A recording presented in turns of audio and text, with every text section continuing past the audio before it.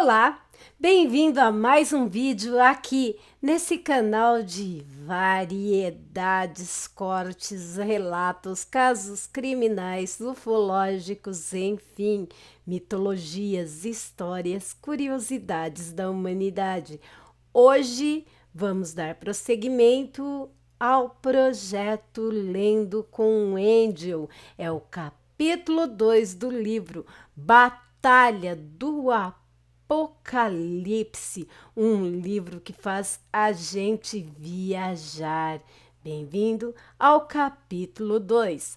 Se você gostar, se inscreve aí no canal, compartilha com pessoas que gostam desse tipo de conteúdo, deixe o seu gostei. Bom, recadinho dado, vamos à leitura do livro. Espero que vocês gostem. Vamos lá? Prosseguindo agora com o Castelo da Luz. Quarto céu, 12.000 anos atrás. As guerras etéreas. No princípio, havia o céu e a terra, as duas grandes dimensões de um universo bem jovem. Há muito tempo, antes da queda de Lúcifer, o inferno não existia, só a Giena, o purgatório das almas, uma das 7 camadas celestes destinadas a abrigar o espírito dos pecadores. Esse lugar não era muito diferente do Seol, para onde o arcanjo sombrio e seus seguidores foram lançados após o fracasso na guerra. Na Giena, a estrela da manhã governou até que fosse expulsa pelo arcanjo Miguel. Naqueles dias antigos, anteriores mesmos à conjuração, os anjos eram numerosos e fortes, e alguns por demais violentos. Antes do dilúvio, a civilização humana na Terra era dominada por 2 nações rivais: Enoque, a bela gigante, e Atlântida, a pérola do mar. Mas apesar da majestade das grandes potências e de seus heróis inesquecíveis, sua influência não chegava a todos os rincões do planeta. Porções significativas continuavam independentes e dezenas de milhares de tribos e clãs habitavam o mundo. Muitas aldeias não reconheciam a existência de um único Deus e veneravam as suas próprias divindades locais.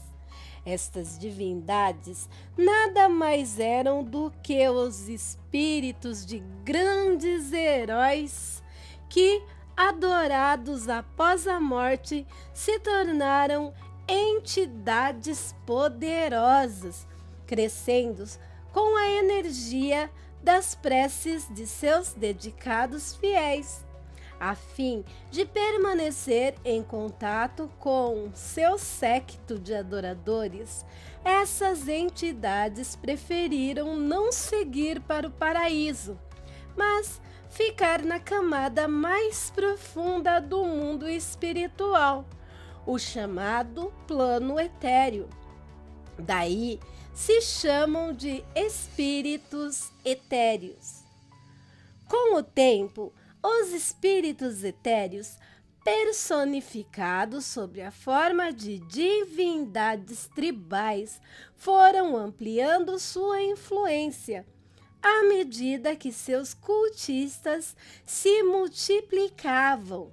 Esse poder paralelo na esfera mística ameaçava a autoridade dos celestiais, que assistiam aos poucos à decadência de seu domínio sobrenatural sobre os seres humanos. Diante da situação, os arcanjos determinaram que os espíritos etéreos deveriam ser confrontados e destruídos.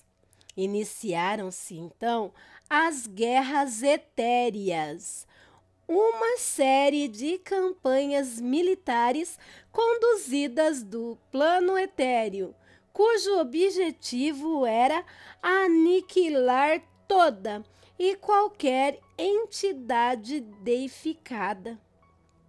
As guerras etéreas duraram cerca de 2000 anos, entre 12.000 e 10.000 antes de Cristo. Em algumas regiões, especialmente no Oriente, as legiões celestes foram destronadas, mas em outras partes saíram vitoriosas. Ao fim das guerras etéreas, os arcanjos retomaram a política dos grandes massacres, enviando pelotões de anjos à Terra para assassinar os seres humanos. A justificativa era muito simples. Segundo Miguel, que dizia falar em nome de Deus e Yahvé, havia se envergonhado de sua criação. Tão perversos haviam se tornado os homens. A civilização humana não parava de guerrear, clã contra clã, tribo contra tribo, aldeia contra aldeia, pelo ódio natural que carregava no coração. Os mortais deveriam ser descartados. Muitos anjos bons não concordavam com os morticínios, mas como questionar uma entidade que era a própria voz do Criador? E além disso, os arcanjos eram insuperáveis em inteligência e vigor. Os poucos que enxergavam a verdade sabiam que Miguel tinha inveja e ciúmes da humanidade, por Deus ter dado a ela o mundo, a alma e o livre-arbítrio. O príncipe dos anjos desejava em seu íntimo acabar com todos os homens, roubar-lhes a terra e assumir o trono do Deus adormecido, pelo menos até seu despertar. Mas ele não era o único. O ambicioso Lúcifer tinha igual motivação, e foi aí então que se tornaram rivais. No entanto, a cada ano que se passava, à medida que a civilização florescia, engrossava o tecido da realidade. Assim, tornava-se cada vez mais difícil para os celestes agirem na esfera material. E então Miguel, indomável, arquitetou o cataclismo que, segundo ele, liquidaria de vez os bonecos de barro. Para seu desagrado, o príncipe descobriria a verdadeira resistência da espécie terrena. Chuva de sangue. No quarto céu, isolada no coração do oceano celeste, havia uma montanha delgada que se alargava no topo, imitando a forma de um cogumelo. Em seu cume ficava o Castelo da Luz, o principal núcleo de atividade dos guerreiros alados no paraíso. A fortaleza fora projetada para suportar 1000 legiões, prontas para defender o céu contra qualquer invasão. O líder do castelo era o arrogante Balberite, o príncipe da casta dos querubins, temido por todos os soldados. Envergava uma armadura sagrada chamada Couraça da Honra, dada a ele pelo arcanjo Uziel, patrono da Ordem dos Combatentes. Naquele dia, há 12.000 anos, a aurora dava espetáculo e o sol nascente desenhava uma estrada tremulante no mar. Eiblon, o primeiro general, aterrissou no pátio central e contraiu as asas. Só então regressava ao forte, depois de um longo período de recuperação.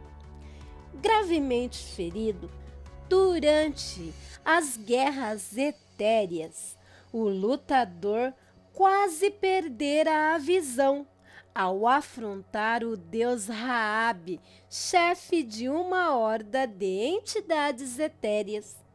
De fato, não estava totalmente curado, mas um acontecimento terrível antecipara sua volta. Justo e bom como era, Eiblon não tolerava participar das carnificinas ordenadas pelos arcanjos. Mas, enquanto descansava, o comando de sua legião fora entregue ao maior de seus adversários, o abominável Apolion, o anjo destruidor. Esse homicida nefasto liderava seus soldados em uma sangrenta incursão pela Haled, como os celestiais chamam o plano físico, aniquilando um povoado inteiro.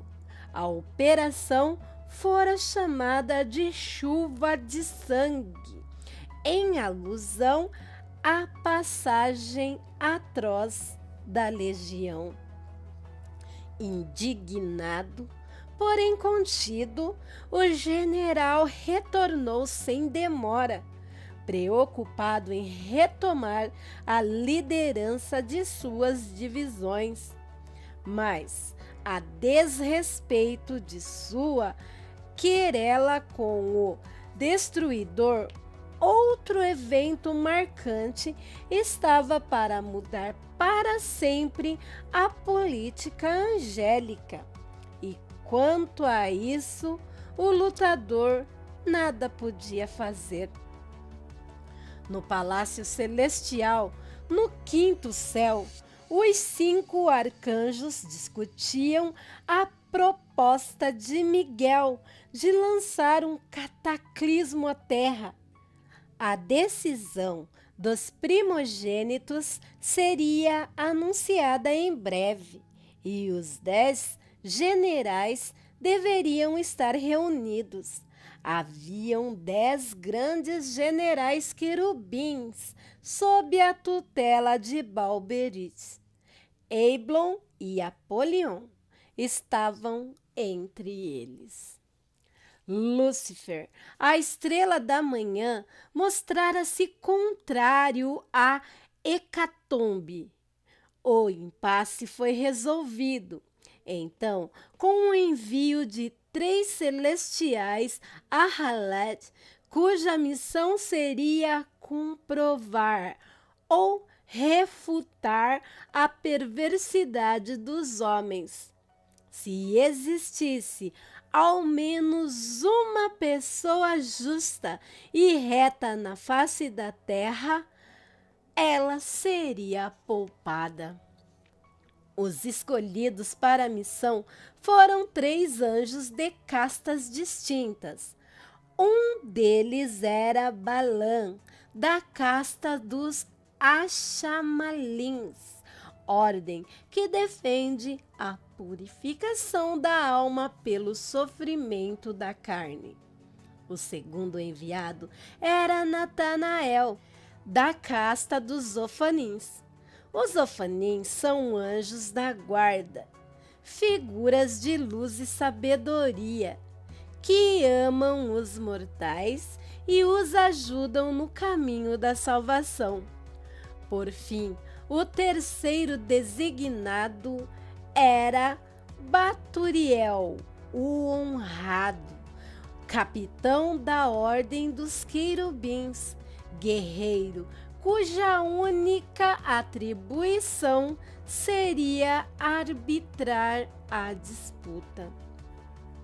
Durante a incursão, Balaã tentou corromper cada mortal que encontrou, usando de seus estratagemas para incitar a cobiça nos homens. Natanael tentou anular suas artimanhas, mas o Axamalim era ardiloso e teria voltado ao céu com um relatório impecável, não fosse por um único humano que resistiu às provações: Noé. E era precisamente sobre o destino desse homem que os arcanjos agora deliberavam. Eiblon, por sua vez, já tinha em mente uma conjuração. Planejava reunir alguns celestiais que compartilhavam das mesmas ideias que ele, e depois buscaria o apoio de um dos 5 gigantes, Lúcifer, o principal inimigo do poderoso Miguel. Mas, para isso, a humanidade teria que sobreviver à próxima destruição, e então os conjurados agiriam. Por ora, a situação estava nas mãos dos arcanjos. O Castelo de Luz era uma edificação grandiosa, lapidada em pedra clara, ouro e mármore, e praticamente inacessível por terra ou mar. Por ar, os virtuais inimigos teriam que antes vencer as numerosas patrulhas aladas que defendiam a fortaleza. Por todos os cantos do céu, anjos armados deslizavam ao vento, subiam, desciam, mergulhavam e rodopiavam em uma dança bela e mortal. No pátio menor, uma área circular com 100 metros de raio, os querubins praticavam técnicas de infantaria, manejando suas espadas contra oponentes invisíveis. Outros moviam suas lanças, simulando o combate, enquanto um regimento de mulheres anjos praticava tiro com seus arcos fantásticos. Eiblon ajeitou a sua armadura dourada, uma couraça peitoral coruscante, as armaduras completas, com placas por todo o corpo, estavam reservadas aos príncipes de casta e aos insuperáveis arcanjos. Balberite, o líder da ordem dos anjos guerreiros, tinha uma couraça completa. Depois, o general apertou a fivela do cinto e desceu a mão à bainha, só para sentir o conforto de sua espada mística, a vingadora sagrada. Para os querubins, mestres da luta, a espada é uma parte do corpo, um acessório indispensável à batalha. Eles nunca esquecem suas armas e se sentem incompletos sem elas. Nas alturas da fortaleza, a brisa gelada trazia o aroma da maresia.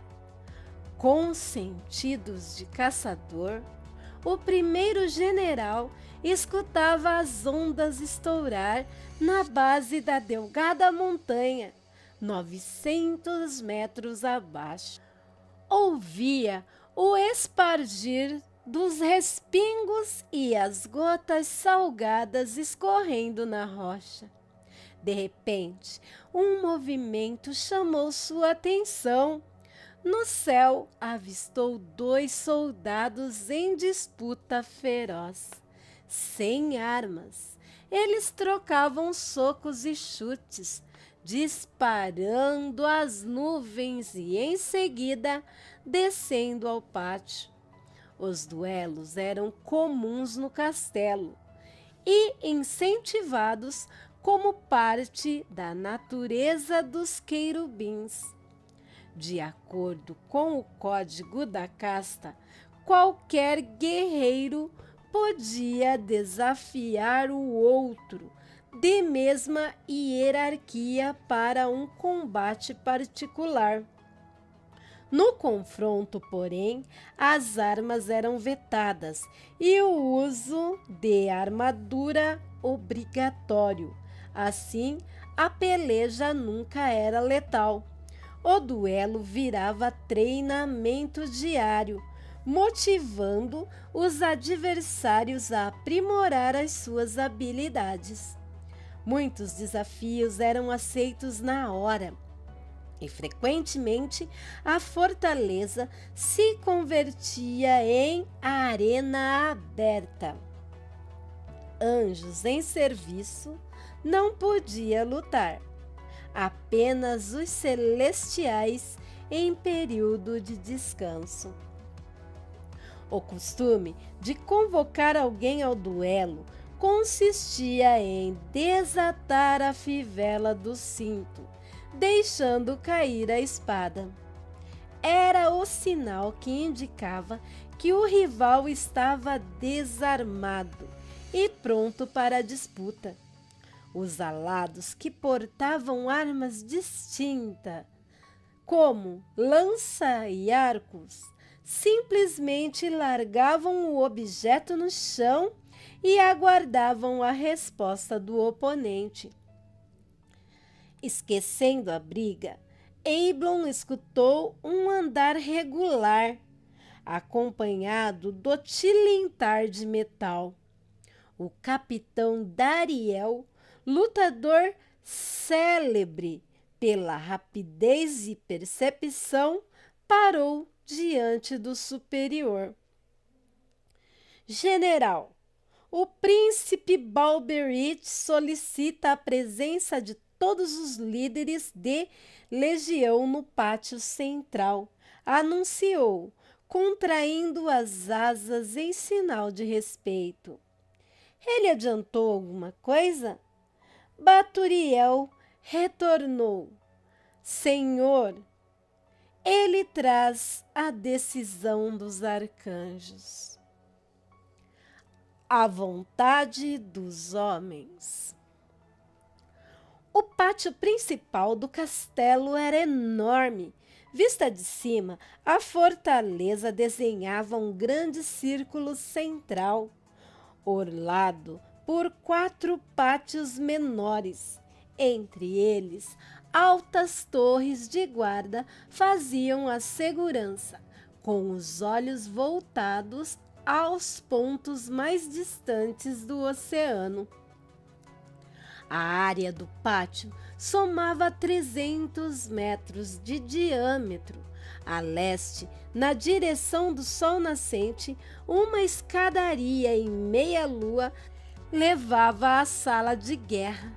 Uma construção semelhante aos templos de tetos abobadado suportada por colunas brancas e cingidas por estátuas de aço que copiavam a imagem dos 5 arcanjos.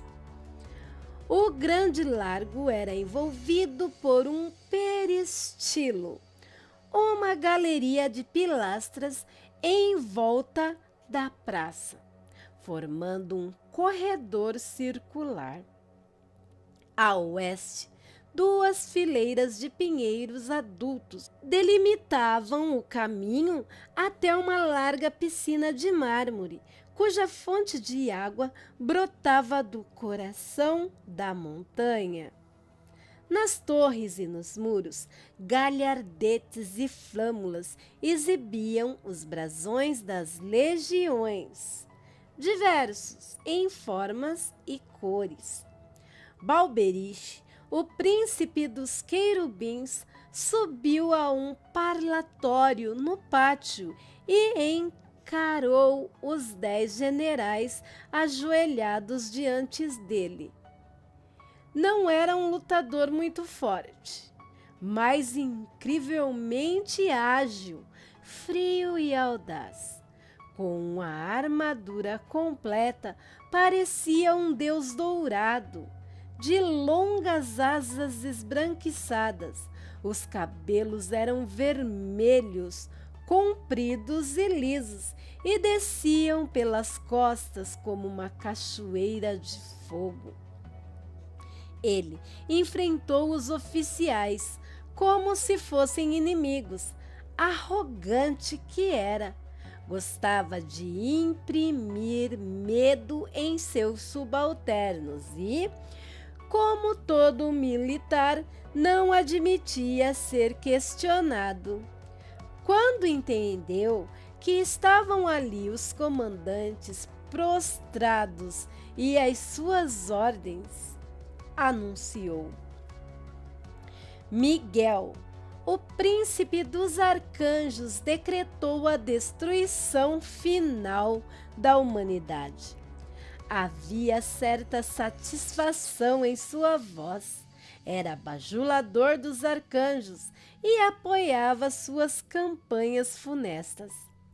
Eblon suspeitava que este era o motivo pelo qual ele colocara Apolion para controlar a legião. Mas a piedade dos gigantes é copiosa e eles julgaram por bem poupar um único mortal, que se mostrou virtuoso. Esse homem será preservado, e também a sua família. Então, há realmente pelo menos um humano justo e puro na face da terra, meu príncipe, indagou Xenial, general conhecido pela cautela e inteligência. É o que foi constado. E qual seria a participação da nossa casta nesse evento tão importante? Interpelou o ousado Apolion, ávido por tomar parte na hecatombe. Nenhuma, devolveu o príncipe indiferente. O cataclismo será precedido de causas naturais. Os enxins farão todo o serviço, um dilúvio. A destruição virá por meio de uma grande inundação. E quem comandará a mortandade? Inquiriu o anjo destruidor, invocado. Amael, o senhor dos vulcões e soberano da cidade de fogo. Esse Amael é um fraco, grunhiu Apolion. Até mesmo seu aprendiz Aziel despreza sua autoridade. Os Ixins são incapazes, um bando de incompetentes que nunca pegaram em armas. Lembre-se de quem você é, alertou Varna, a mulher anjo, comandante da Legião das Arqueiras. Somos anjos, querubins e soldados. Nosso dever é obedecer às ordens supremas e cumpri-las. Não há lugar para nós nessa destruição, completou Eblon, contestando o destruidor. Faremos como nos foi ordenado. Aliviara-se por não ter que participar da matança, mas, na certa, a preservação de Noé era um engodo para obscurecer uma decisão leviana. Os arcanjos nunca achariam que uma só família mortal resistiria à desolação após o dilúvio. Apolion irritou-se ao ser contrariado por seu mais odiado rival. O sangue ferveu e ele ensaiou uma réplica, mas Balberich o cortou. Está acertado. Instruam seus soldados e assegurem toda a proteção aos Ixins nessa operação. Alguns de nós teremos que ir a Haled para escoltá-los, e dirigiu o olhar ao destruidor. Você pode se apresentar como voluntário. Somos querubins guerreiros, assassinos de Deus, pensou Apolion. Como dar o comando da missão aos Ixins? Revoltou-se e a sua raiva recaiu sobre o primeiro general, que tão seriamente o questionara. Quem ele pensa que é? Tornou-se herói à minha custa, superando a minha legião nas guerras etéreas. Quando Balberich terminou, os generais se dispersaram. Imediatamente, Eblon imaginou como poderia arquitetar uma resistência. O Castelo da Luz não era o melhor lugar para principiar uma conjuração, mas não havia tempo a perder. Nunca fora um bom político e teria que pensar muito se quisesse obter qualquer tipo de apoio. Preferiu, então, procurar Baturiel. Baturiel, o honrado, era um dos mais destacados capitães querubins. Seu principal rival era outro capitão, um guerreiro chamado Euzin, subordinado ao voraz Apolion.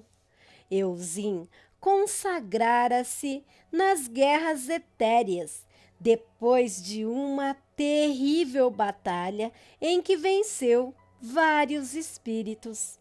Desde então, sua espada mística ficou conhecida como Raio de Aço, uma homenagem à lâmina mortal. Mas para alguns, a fama tem seu revés. A celebridade o tornou orgulhoso e Euzin virou um detestável celeste, invejoso e inseguro. Receava mais que tudo perder o renome. Por isso, desafiava anjos mais fracos ao duelo, desviando de seus superiores e desprezando o código da casta. Não cansava de humilhar seus soldados e cobiçava a posição de seus chefes. Eblon e Baturiel se encontraram no passadiço externo. De um lado, o precipício altíssimo terminava no oceano. De outro, uma escada descia ao pátio leste, um dos 4 largos menores à volta da esplanada central. A desrespeito de sua natureza disciplinada, Baturiel não era simpático ao assassinato dos homens. Eblon conhecia bem seus lutadores e entendia a bondade do capitão. Mesmo assim, não incluíra seu nome entre os potenciais conjurados, porque era demasiado ordeiro e o general temia que não fosse capaz de desafiar os arcanjos. Naquele momento, tudo o que precisava era de um fio de esperança, uma centelha que lhe indicasse que os humanos poderiam resistir à catástrofe.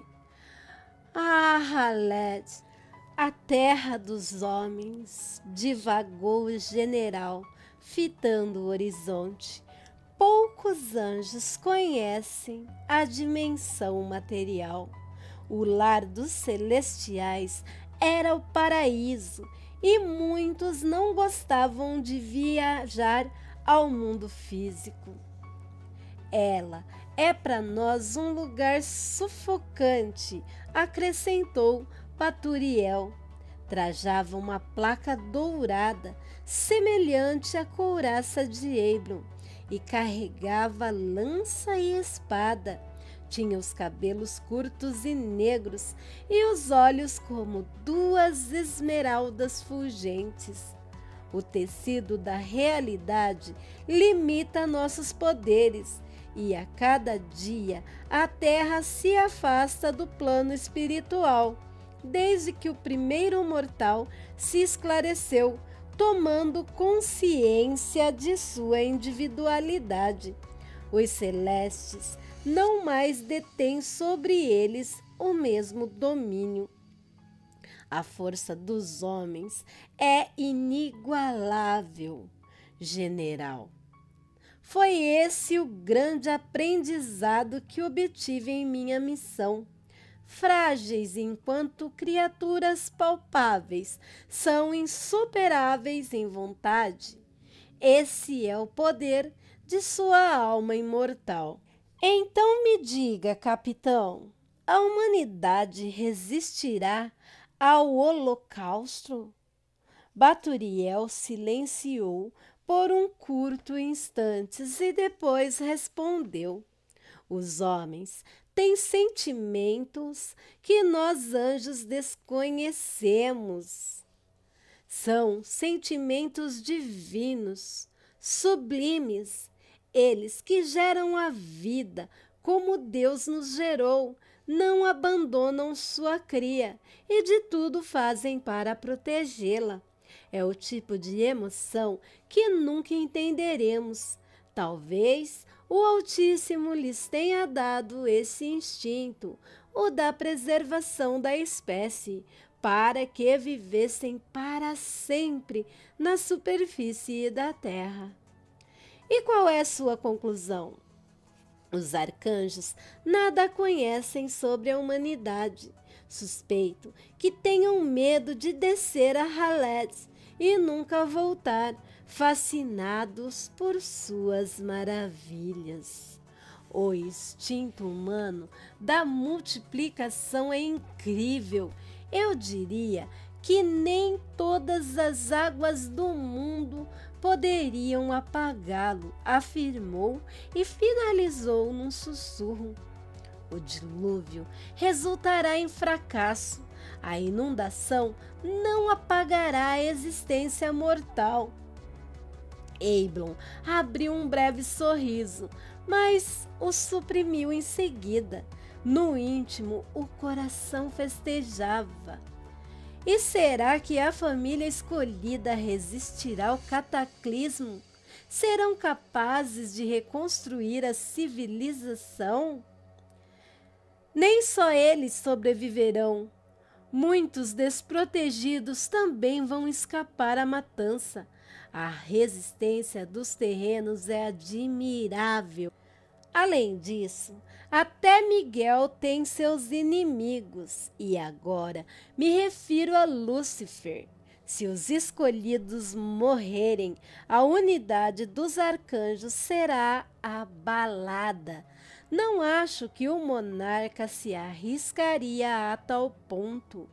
Uma briga entre Miguel e Lúcifer terminaria em uma guerra sangrenta que poderia arrasar o paraíso.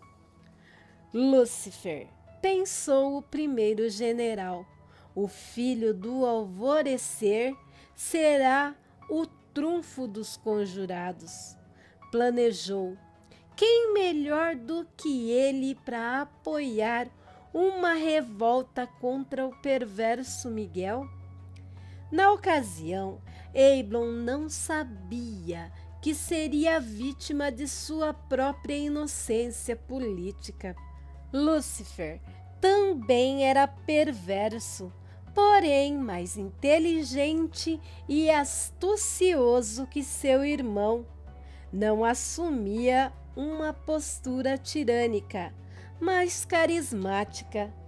Muitos anjos, bons e cruéis, o adoravam, porque a estrela da manhã era a voz da liberdade em um reino opressor, a força que se levantava pelo direito dos fracos. Suas pretensões, no entanto, eram medonhas. O legendário duelo. Eiblon ficou em silêncio ao lado do capitão, imerso no distante sonho da conjuração. Apolion, o anjo destruidor, se aproximava pelo passadiço, seguido por 2 celestiais que adejavam em escolta. Apolion era quase um gigante vigoroso e possante, certamente o mais forte dos generais. Uma couraça de metal prateado protegia-lhe o rosto e na cinta levava uma lâmina afiada. Os olhos escuros fulminavam, brilhando de ira e maldade. Eiblon manteve apertado o cabo da arma, mas conservou a espada na bainha. Dificilmente seria atacado de surpresa, embora seu rival não obedecesse às regras da ordem. Os olhares inimigos se cruzaram e as sentinelas pressentiram a tensão. Relaxe a guarda, guerreiro, disse o destruidor, percebendo a prevenção do herói. Só vim devolver-lhe o comando de sua legião oficialmente. Parece que conseguiu a vingança que procurava, retrucou Eiblon, referindo-se à rixa pessoal entre eles. Estamos quites agora. Não quero mais continuar essa briga, propôs, tentando por ter uma rivalidade. Aquela vitória era minha, protestou Apolion, relembrando as guerras etéreas. Nossa contenda só terminará com sua humilhação, determinou, ou com sua morte.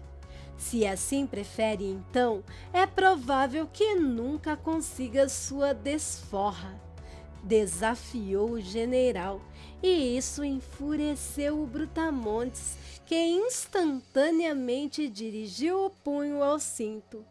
Eiblon imaginou que fosse sacar a espada e assumiu posição de batalha, mas o perverso deslizou a mão até a fivela e a desatou. Os outros querubins debandaram, voaram para longe dali, espalhando-se como pássaros em revoada. Um duelo! Eiblon não tinha saída. Era lutar ou morrer. O cinto e a espada de Apolion caíram e o guerreiro, compreendendo o desafio, abriu também a sua fivela.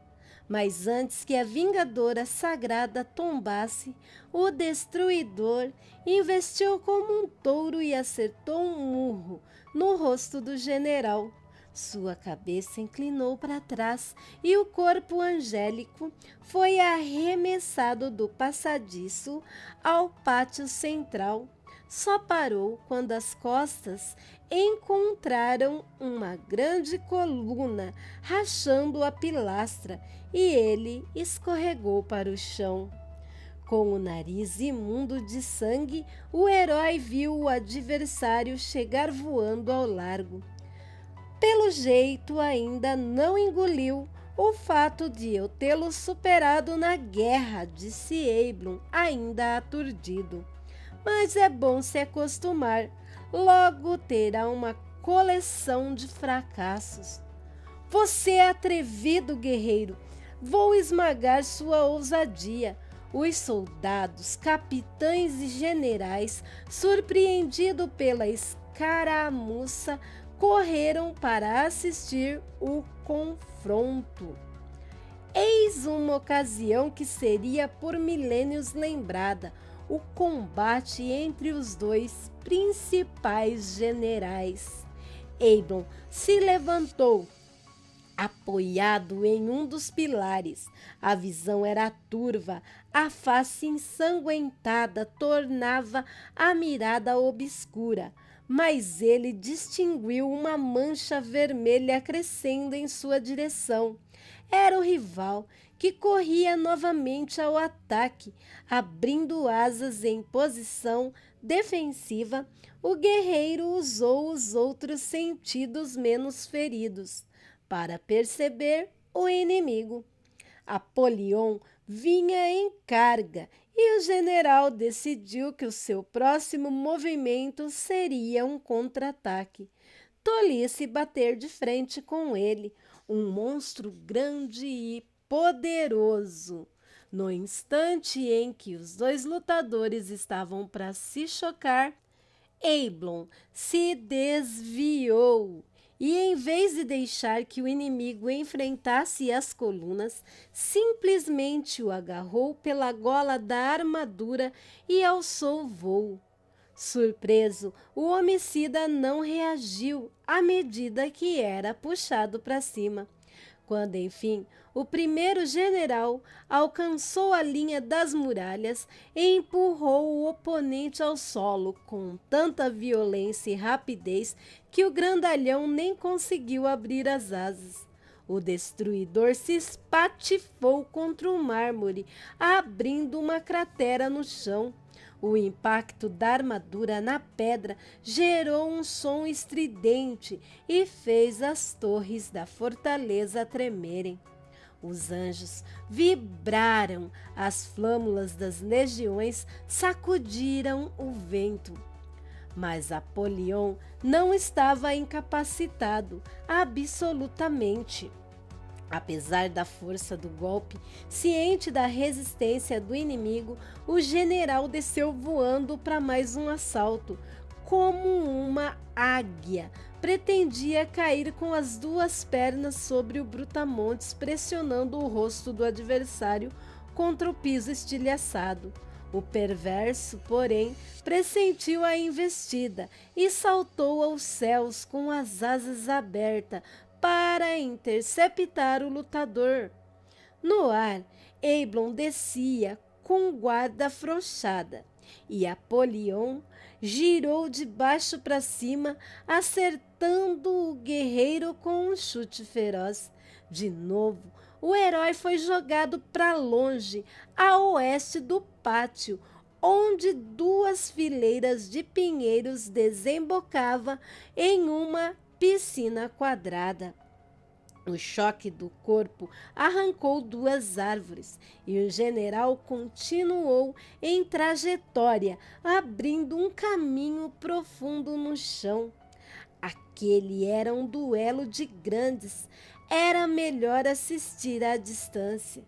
Ferido, Eiblin pulou na fissura, pronto para mais um embate. O sangue agora subia pela garganta, avisando que algum órgão interno tinha se rompido. Quem disse que as batalhas não eram letais? Sim, já houvera mortes em combates assim, mas eram raríssimas. As armaduras geralmente absorviam a maior parte da potência dos golpes. De longe, Balberich observava a disputa. Nem mesmo ele, em toda a sua vivência de guerra, tinha assistido a tão magnífico duelo. Claro que já tinha presenciado uma centena de escaramuças mortais, mas nunca entre dois generais. Com tanta pujança, o príncipe sabia que os oponentes poderiam até se matar e destruir o castelo. De acordo com a norma da casta, só ele tinha autoridade para interromper o confronto. Mas deveria pará-los? Apenas com um bom motivo. Ou os competidores seriam desonrados. Afinal, o duelo era um direito que assistia a todos os querubins. E mesmo assim, Balberite não poderia arriscar a perder um de seus comandantes. Preferiu então esperar e acompanhar a evolução da batalha. Talvez o próximo golpe finalizasse a briga ou liquidasse um deles. No pátio, Eiblon tomou posição, mas sentia crescer a ardência por dentro. 1 litro de sangue saiu pela boca e ele se curvou para cuspi-lo. Debilitado pelo enjoo, descuidou-se de seu inimigo, que pulou para esmagá-lo. Os pés do assassino atingiram-lhe o peito e o grandalhão montou sobre ele. Em seguida veio uma sequência de socos. A cada pancada, a cabeça do general afundava no chão, lanceando seu rosto. Eiblon estava no limite de suas forças, machucado e com a aura fraca. Teria apenas uma oportunidade de virar o combate se acertasse um assalto preciso. Mas como? Os querubins conhecem uma técnica especial chamada de ira de Deus, com a qual concentram toda sua energia divina em um único golpe. Essa tática não era usada com frequência, por seu caráter potencialmente fatal. O primeiro general estava certo que se lançasse a ira de Deus sobre Apolion, poderia vencê-lo, mas a disputa se transformaria em uma peleja mortal. Reanimado por uma raiva suprema e estimulado pelo cheiro de sangue, o guerreiro acometeu a ira de Deus. Sim, esse combate seria para sempre lembrado. O punho vermelho de Eiblon reluziu em uma leve aura dourada e encontrou o estômago do homicida. Num instante, a armadura do Brutamonte cedeu e se partiu ao meio. O anjo destruidor foi atirado para cima, como se atingido por uma explosão colossal. Foi lançado na direção das muralhas, traçando uma linha de sangue no ar e depois batendo contra as pedras no passadiço. Interromper o duelo? Pensou Balberite. Uma dezena de estilhaços de rocha despencou para o mar e alguns espectadores nos muros foram também acertados. Apolion desabou, caindo paralelo ao rochedo. Sem a armadura, estava vulnerável, não só ao perigo da queda, mas também aos ataques do general. Eiblon voou a passarela e de lá viu seu inimigo desabando, desgovernado demais para desfraldar as asas. Resolveu então que sua vitória seria total. Era mesmo um querubim, um combatente honrado, e prosseguiria a luta em igualdade, mesmo que o destruidor não desse importância ao código. Assim, desfez as amarras laterais da couraça e largou a placa de lado. Com o peito nu, derrotaria o adversário. Então, com sobrenatural velocidade, mergulhou na direção do oponente, que raspava nas pedras cada segundo. Dali Eram pelo menos 900 metros até o sopé da delgada montanha, onde uma praia de pedras pontudas os aguardava. No cimo de uma torre dourada, Balberich observava inquieto o duelo, a expressão preocupada encrespando-lhe o rosto. Interromper o duelo? Pensou novamente. No passadiço, o capitão Baturiel também divisava a batalha. Calado, Eusim, subordinado a Polion, visualizava igualmente do outro extremo da fortaleza. Um deles seguramente perderia seu general. Perto do príncipe da casta, à volta da Bastilha de Ouro, Xenial, um dos 10 generais, dirigiu-se a Varna, a comandante da Legião das Arqueiras. Agora, eles estão sem armadura, a única coisa que assegurava que sairiam vivos desse embate. Sem ela, um deles vai morrer com certeza. Sim, mas qual deles? Rebateu a mulher-anjo. Interromper o duelo? Ponderou Balberich sinceramente. Enquanto Apolion desmoronava pela encosta, Eiblon disparou, procurando a garganta do inimigo. Batendo as asas com toda a energia, agarrou o pescoço do destruidor com as 2 mãos fortalecidas pela ira de Deus, despencando no meio do caminho entre o castelo e o mar. O guerreiro não sentia mais nada ao seu redor, obcecado por um único objetivo sangrento: matar o perverso. O mundo à sua volta era só um cenário sem vida. Tudo o que importava era aquela peleja, seu duelo final. Engalfinhados, os 2 competidores entraram em combate cerrado enquanto rolavam pelo paredão. E assim, no meio da luta, Apolion invocou a sua própria ira de Deus, quebrando as costelas do herói com murros consecutivos. De súbito, então, os golpes pararam.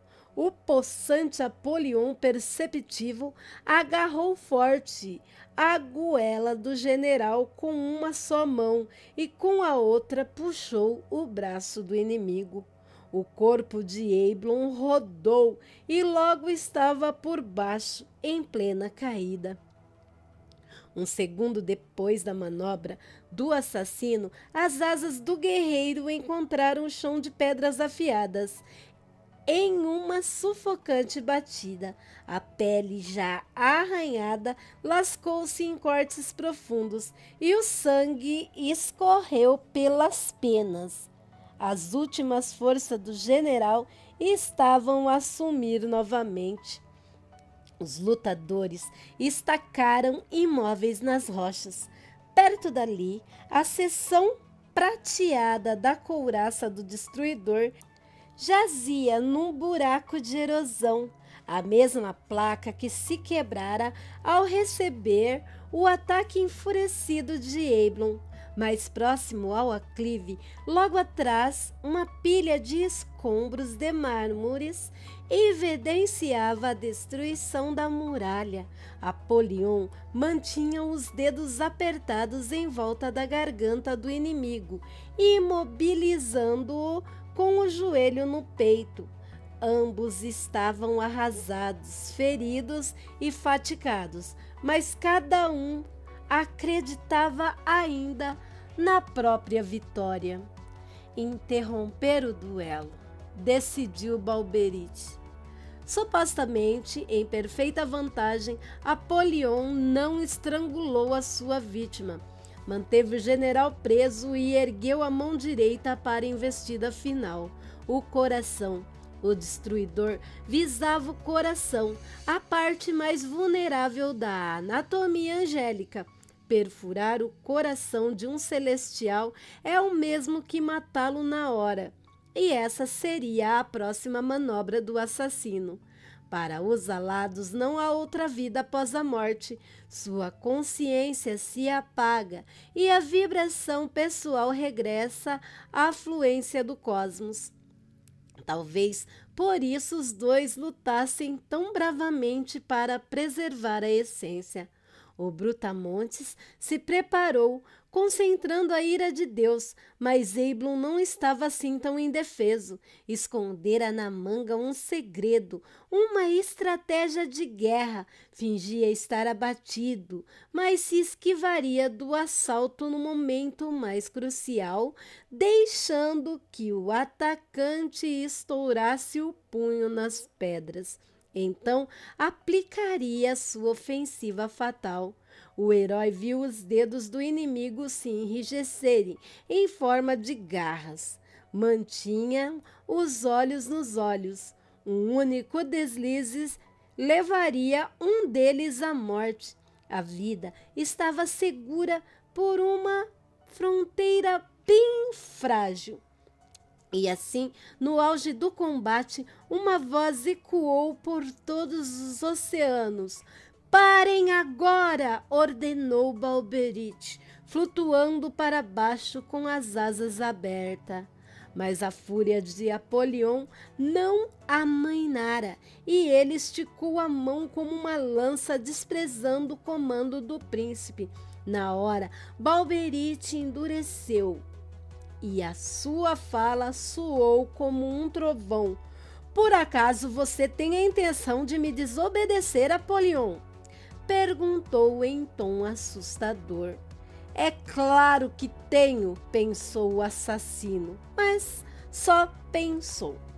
A paisagem retomou a cor e a cólera diminuiu no semblante dos predadores. Balberich pairou a 3 metros da água, repreendendo os duelistas com uma expressão irritada. Centenas de anjos mergulharam para a base do Alto Rochedo para assistir à conclusão da lendária disputa. Mas eles não eram os únicos que queriam a continuidade da briga. Os dois rivais, mesmo já esfriados, desejavam terminar logo o embate. Meu príncipe, deixa que prossiga o confronto, suplicou o primeiro general. Não queria desobedecer ao superior, mas era grande a vontade de exterminar o adversário e conservar a honra.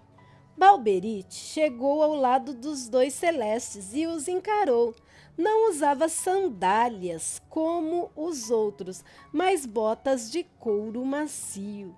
Sua presença era fascinante e sua aura admirável. Se insistirem nesse combate, terei que matá-los, blefou, e fez gelar o sangue dos generais.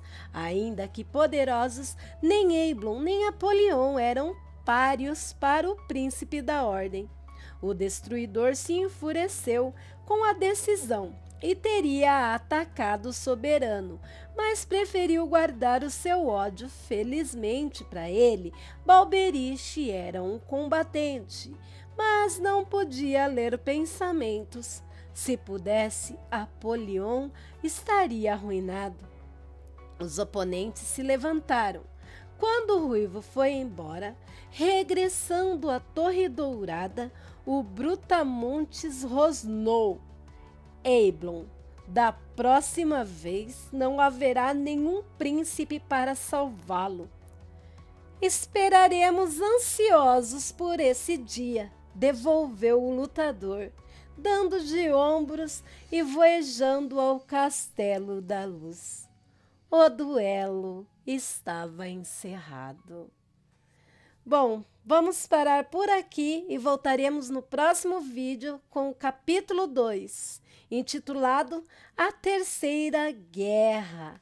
E aqui termina mais um capítulo do livro Batalha do Apocalipse. Se você quiser continuar ouvindo essa história fantástica que nos faz viajar, venha na próxima sexta-feira, estará tendo o capítulo 3.